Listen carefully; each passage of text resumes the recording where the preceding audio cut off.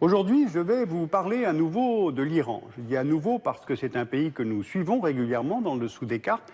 C'est un pays qui est souvent l'objet de discours irrationnels, notamment du fait de la problématique nucléaire, civile ou militaire, ou bien tout simplement parce que c'est un pays qui est finalement assez mal connu. L'Iran a pour voisins le Pakistan, l'Afghanistan, le Turkménistan, l'Azerbaïdjan, l'Arménie, la Turquie et l'Irak. Il ouvre sur le golfe Persique et le golfe d'Oman au sud et la mer Caspienne au nord. L'Iran, c'est l'ancienne Perse, la plus ancienne entité politique du monde. Son histoire impériale commence au milieu du VIe siècle avant Jésus-Christ, soit plus de 3 siècles avant que la Chine ne devienne un État unique et centralisé. Le pays fait aujourd'hui près de 1 700 000 km², sa capitale est Téhéran, et il compte presque 79 millions d'habitants. Alors qui sont les Iraniens? Presque 2 tiers des Iraniens sont des Persans. Ils occupent le centre et l'est du plateau iranien, alors que les minorités vivant en Iran sont plutôt en périphérie. On les repère sur la carte, les Azéris, les Kurdes, les Lors, les Arabes, les Turkmènes, les Baloutches notamment. Il s'agit donc d'un pays multiethnique, dont l'unité repose d'une part sur le persan, qui est la langue nationale. Elle est parlée par 53% de la population, mais son usage ne se réduit pas à un groupe ethnique. Et puis d'autre part sur l'islam. 89% des Iraniens sont chiites, alors que la carte nous aide à mesurer que dans les régions avoisinantes, une grande majorité de la population est sunnite. Le chiisme est né au 7e siècle de notre ère, après la mort de Mahomet, d'une rupture qui porte sur la désignation de ses successeurs. Les chiites affirment que la légitimité du pouvoir sur la communauté musulmane revient à la famille de Mahomet, alors que les sunnites pensent que le chef doit être désigné parmi les fidèles. L'Iran regroupe à lui seul environ 40% des chiites dans le monde. Le clergé chiite participe directement à la gestion du pouvoir en Iran. Depuis la révolution de 1979, le système politique iranien relève effectivement d'une double légitimité, populaire et religieuse.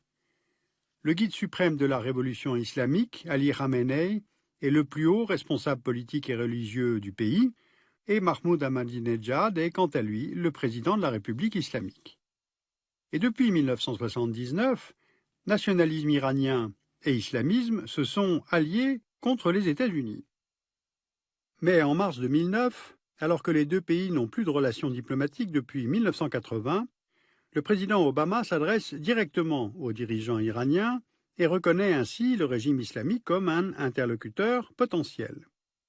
Et cette initiative questionne l'un des fondements de l'alliance entre religieux et politiques, ce qui soulève un espoir d'ouverture dans la population iranienne à l'approche des élections présidentielles du 12 juin 2009.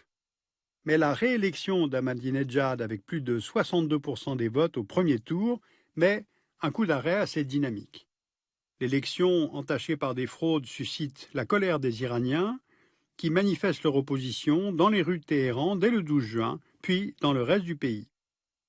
Alors qu'Ahmadinejad a tenté de renforcer le pouvoir présidentiel au détriment de celui du guide suprême Khamenei, une lutte s'installe entre les deux hommes. Et le 2 mars 2012, les élections législatives donnent la victoire aux ultra-conservateurs proches de Khamenei. Voilà donc un rappel des forces en présence. Maintenant, si on parle un petit peu de l'économie du pays, il faut savoir que l'Iran est un grand pays agricole, mais à l'extérieur, il est surtout connu pour figurer parmi les premiers producteurs de gaz et de pétrole au monde. Au sud-ouest, on repère les gisements de gaz et de pétrole. Le pays détient 15% des réserves en gaz et 10% des réserves mondiales prouvées en pétrole, et on voit sur la carte les ports pour l'exportation du pétrole brut. L'Iran vend 80% de sa production de pétrole à l'Asie, et ses exportations représentent près de 60% des recettes budgétaires du pays. Mais en même temps, l'Iran doit importer du pétrole raffiné, notamment pour l'essence, car d'une part, il ne peut pas satisfaire la demande intérieure en raison du manque d'investissement dans les capacités de raffinage, et puis d'autre part, l'embargo américain sur les importations de brut iranien pèse depuis longtemps sur l'économie du pays. Et ces sanctions s'alourdissent régulièrement puisque l'Union européenne impose elle aussi un embargo depuis le 1er juillet 2012. Voilà donc en résumé la carte d'identité de ce grand pays pour lequel les choses ont beaucoup changé depuis une dizaine d'années, renforçant dans le pays une impression d'encerclement. Alors pourquoi?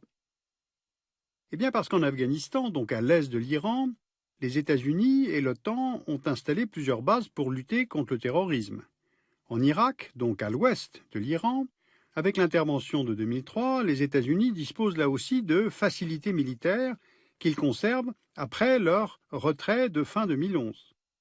Ces bases sont venues s'ajouter à celles existantes au Pakistan, en Arabie saoudite, au Koweït, à Bahreïn, au Qatar, aux Émirats arabes unis, en Oman, en Jordanie, en Turquie et en Égypte.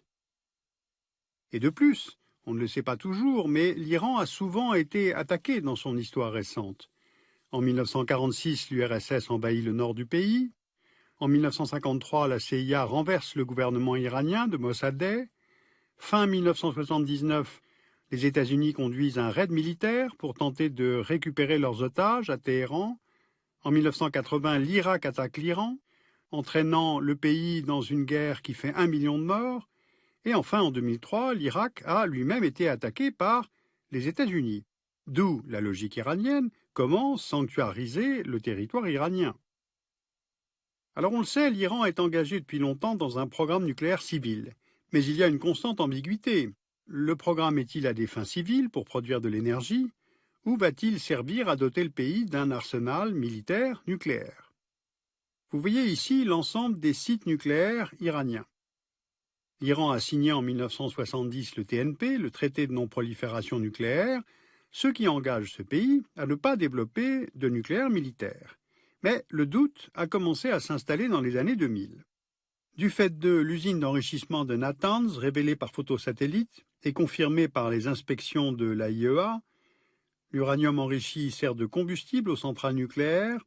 Elle assure donc l'indépendance énergétique de la centrale de Bushehr que la Russie a vendue à l'Iran.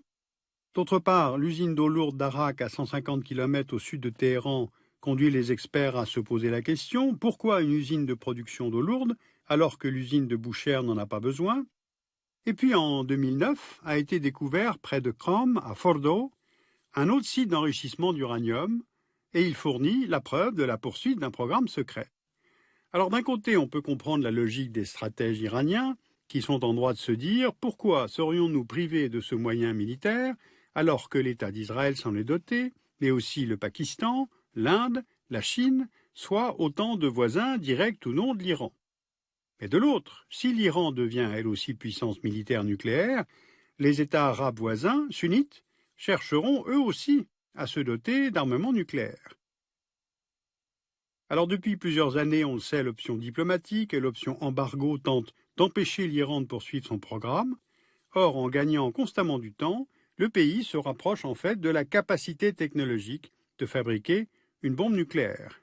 Alors dès lors, pour certains analystes, l'option militaire ne peut plus être éludée. Il faudrait des frappes préventives avant que l'Iran ne franchisse le seuil nucléaire militaire. Pour les Israéliens, la bombe iranienne pourrait être prête en 2012, et pour les experts de la CIA vers 2013 ou 2014. Alors en quoi consiste cette option militaire? Voici une carte de la région du Moyen-Orient. 1600 km séparent Tel Aviv de Téhéran, et les militaires ont repéré 3 couloirs aériens. Le premier au nord implique un survol de la Turquie, le second au sud un survol de l'Arabie saoudite, le troisième au centre est au-dessus de la Jordanie puis de l'Irak. Les objectifs sont difficiles à atteindre et l'opération est très complexe à monter avec un grand nombre de types d'avions. Les cibles ne font que quelques mètres de superficie, certaines usines sont profondément enfouies sous la terre, et s'il y a des dizaines d'installations nucléaires dispersées sur le territoire iranien, il est impossible de les attaquer toutes en un seul bombardement. Il y a bien sûr les dégâts humains et politiques à prévoir, sans même parler des risques de représailles. Téhéran pourrait riposter vers Israël par des tirs de missiles à tête conventionnelle. Il y a aussi l'option du blocage du détroit d'Ormuz. C'est par ce détroit qu'est exporté presque 40% de la production pétrolière mondiale venant des États producteurs du Moyen-Orient, Donc on imagine la gravité de la crise énergétique mondiale que cela entraînerait si le détroit était bloqué par des navires iraniens. Et si on élargit notre champ de vision, on peut réfléchir aux alliés dont l'Iran pourrait bénéficier. Au sud du Liban, l'allié Hezbollah pourrait tirer des missiles Zelzal qui peuvent atteindre Tel Aviv. Il y a les mouvements d'opposition à l'intérieur des monarchies sunnites comme à Bahreïn, derrière lesquels il y aurait une influence supposée de l'Iran, et puis les liens qui existent avec la Syrie du clan El-Assad, notamment avec la communauté des Alaouites, une branche syncrétique dissidente du chiisme. Alors derrière ce qui se passe en Syrie actuellement, c'est évidemment l'affaiblissement de l'Iran qui se joue sur la scène du Moyen-Orient. Et c'est justement cela que souhaitent les monarchies et les régimes arabes sunnites. Cela dit, il y a le calendrier et la conjoncture avec les élections aux États-Unis en novembre prochain.